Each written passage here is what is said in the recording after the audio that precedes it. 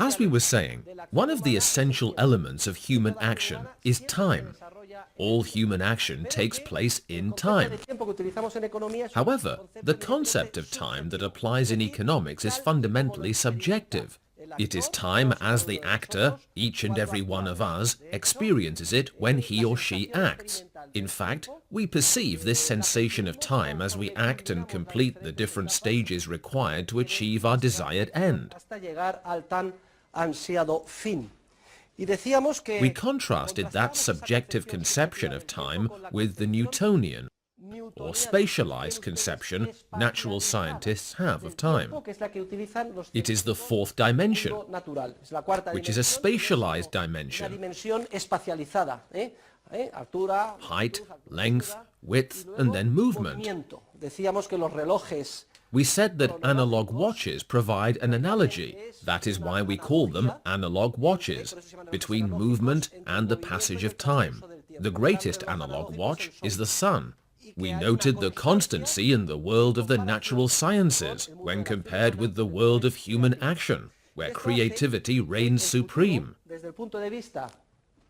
As a result, from the perspective of economics, from the perspective of the actors who are the leading figures in the social process, the future is permanently uncertain. What happens tomorrow will depend on entrepreneurial knowledge that has not yet been created, and thus we do not know what will happen tomorrow.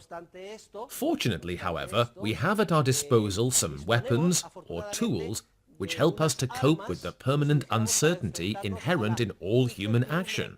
On the one hand, we have the very entrepreneurial capacity of each and every one of us in the sense that we tend to achieve the ends we set for ourselves, and by doing so diminish uncertainty. If we get moving to complete our master's degree, we will probably complete it, and thus reduce uncertainty.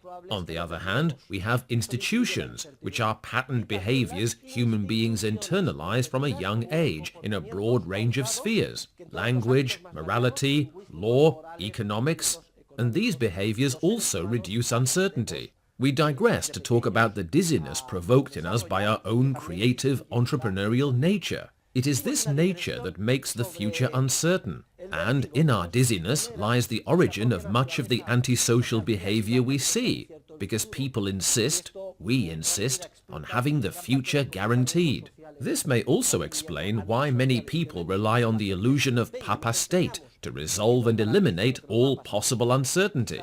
We do not mature into the free, responsible people we are capable of being. We have the capacity to accept our own creative, entrepreneurial nature, our own creative nature. We wrapped up the lesson the other day by distinguishing between two different concepts of probability. One applies to the world of the natural sciences, and the other to that of human action.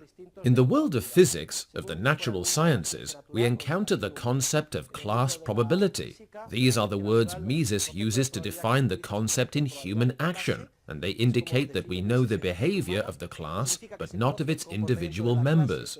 In the world of the natural sciences, there is risk, because we know or can know, by applying Bayes' theorem, the alternatives and the probability distributions. In fact, all scientific advancement consists of seeking that knowledge. Risk is insurable, for since we know or can come to know the behavior of the class, we can spread out the risk among the members.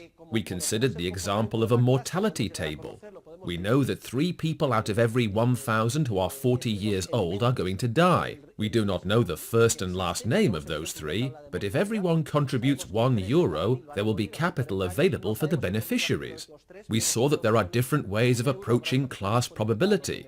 There is the logical concept, the number of favorable cases divided by the number of possible cases.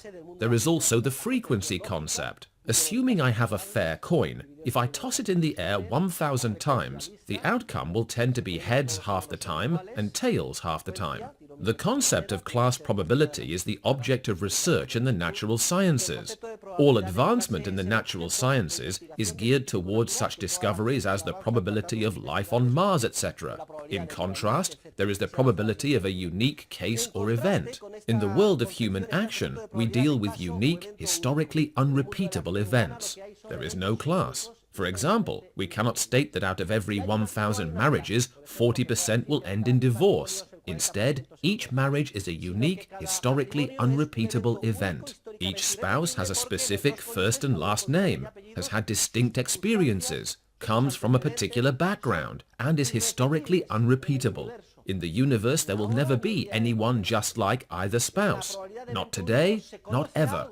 As for the probability of a unique event, we know something about what we think will happen, for instance with that marriage or with a specific company. And there are other factors we do not know, but which also influence the result. We call this a situation of uncertainty, because, among other reasons, the actions of the people involved will lead to one result or to another.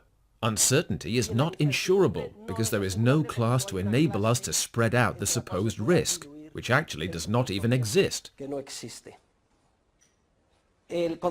Case probability, the probability of a unique case or event, is constantly taken into account by entrepreneurs and historians.